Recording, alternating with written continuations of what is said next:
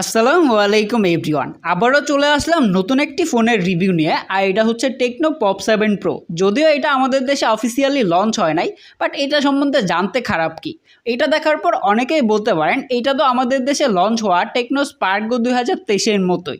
এটা অলমোস্ট ওইটার মতোই, বাট কিছুটা চেঞ্জ আছে অ্যান্ড কিছু ক্রস কাটিংও আছে। এটার প্রাইসও ওইটার থেকে কিছুটা কম। এটা আপনারা 3 GB র্যামের যে ভেরিয়েন্টটা আছে সেটা পেয়ে যাবেন 9,500 টাকায়। তো এই ফোনটা আসলে কেমন হবে আপনাদের জন্য, ভালো খারাপ, ইভেন হচ্ছে স্পার্গো 23-এর থেকে এটাতে কী কী চেঞ্জেস আছে সেই সবগুলো এই ভিডিওতে আলোচনা করব। কেউ যদি এটা নিতে চান তাহলে অবশ্যই ফুল ভিডিও দেখবেন অ্যান্ড ভিডিওটি ভালো লাগলে সাবস্ক্রাইব করে দিবেন। আর এই ফোনটি আমাদেরকে স্পন্সর করেছে সাদ্দাম টেলিকম। তাদের শপের অ্যাড্রেস হচ্ছে গাজীপুর চৌরাস্তা শাপলা ম্যানশনের 4র্থ তলায়।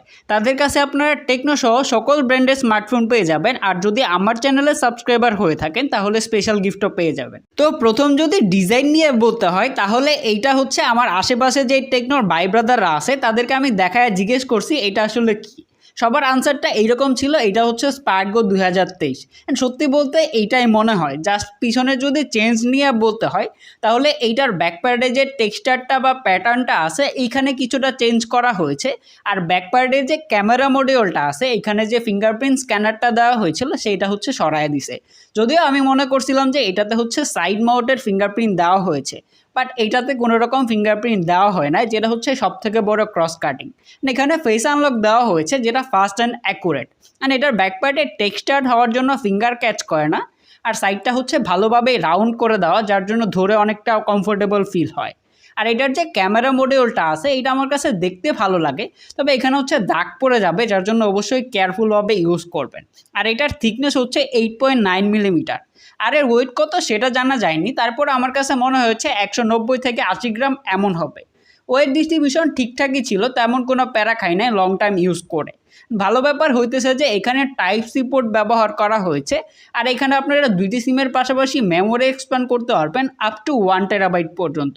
বাকি যাবতীয় পোর্টস অ্যান্ড বাটন সব কিছুই আছে। 3.5 মিলিমিটার হেডফোন জ্যাক আছে। তবে এটা দিয়ে যখন গান শুনতেছিলাম এটার সাউন্ডটা আমার কাছে এতটা লাউড মনে হয় নাই। ইভেন এখানে যে সিঙ্গেল স্পিকারটা দেওয়া হয়েছে এটা যদি আরেকটু লাউড হইতো তাহলে আরেকটু ভালো হইতো। আর এর ডিসপ্লের দিকে তেমন কোনো চেঞ্জ করা হয় নাই। এইটাতেও ব্যবহার করা হয়েছে 6.56 ইঞ্চের একটি IPS HD+ ডিসপ্লে, যার রেজুলেশন হচ্ছে 720x1612 পিক্সেল। আর এটার PPI হচ্ছে 269 PPI। আর এটা স্ক্রিন টু বডি রেশিও হচ্ছে 83%। অ্যান্ড এখানে বিশেপের নচ ডিসপ্লে দেওয়া হয়েছে। যদি এখানে পাউন্সল হইতো তাহলে দেখতে আর একটু ভালো লাগতো। ডিসপ্লেটা এমনিতে যথেষ্ট ব্রাইট অ্যান্ড কালারফুল, তবে 720p হওয়ার জন্য অবশ্যই শার্পনেসের ঘাটতি ফিল হয়। তবে এই প্রাইস পয়েন্টে আসলে 720p নিয়ে কমপ্লেন করার কিছু নাই, ডিসপ্লেটা যথেষ্ট ব্রাইটই ছিল। তবে এখানে রেগুলার 60 Hz হওয়ার জন্য day to day multitasking, social media browsing যখন করতেছিলাম, মানে হার্ডকোর মাল্টিটাস্কিং করবেন তখন কিছুটা লেটেন্সি খেয়াল করবেন। মানে যখন হচ্ছে গেম প্লে করতেছিলাম তখন লেটেন্সি খেয়াল করেছি। আর এটার যে চিন অ্যান্ড বেজেল, লোয়ার চিনটা যদি আরেকটু ন্যারো হইতো তাহলে দেখতে আরেকটু ভালো লাগতো। আর এটাতে কোনো রকম প্রোটেকশন নাই, যার জন্য অবশ্যই আলাদা করে একটি স্ক্রিন প্রোটেক্টর লাগিয়ে রাখবেন।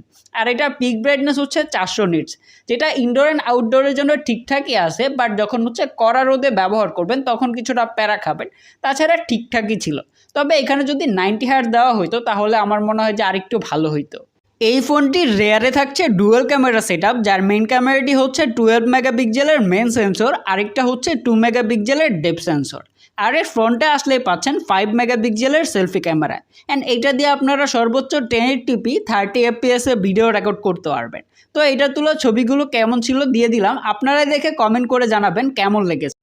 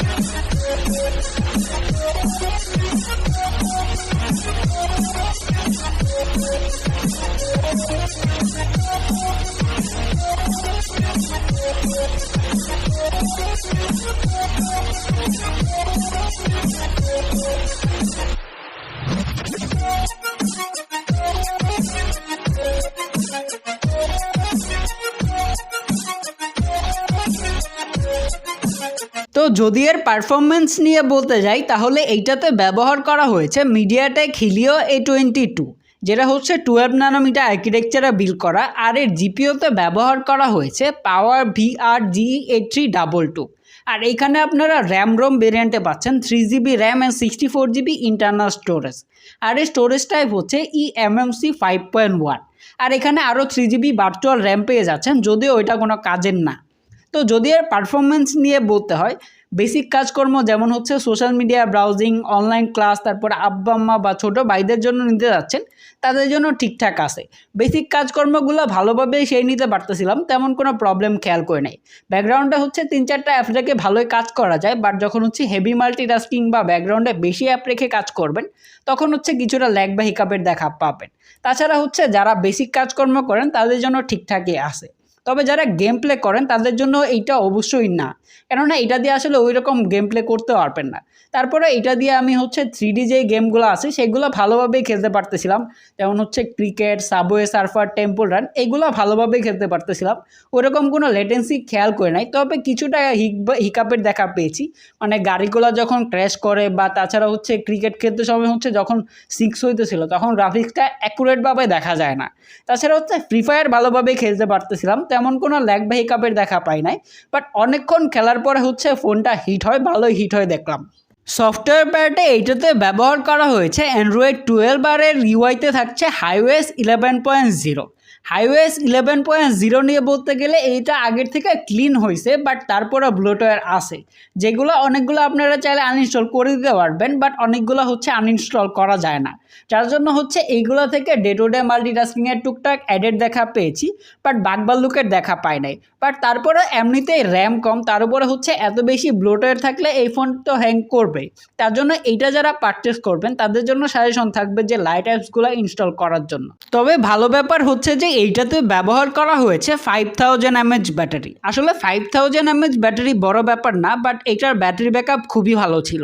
এইটা দিয়ে day to day multitasking, game play সব কিছু মিলিয়ে হচ্ছে হার্ডকোর মাল্টিটাস্কিং করে 9 ঘন্টার মতো স্ক্রিন অন টাইম পেয়েছি।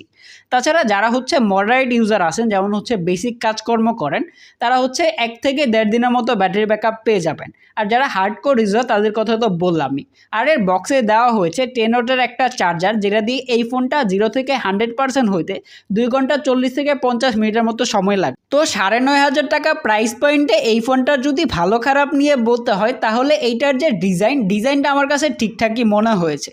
তবে এখানে যদি ফিঙ্গারপ্রিন্ট স্ক্যানার দেওয়া হতো তাহলে এইটার ডিজাইনটা পরিপূর্ণ হতো। তবে ডিজাইনটা খারাপ ছিল না।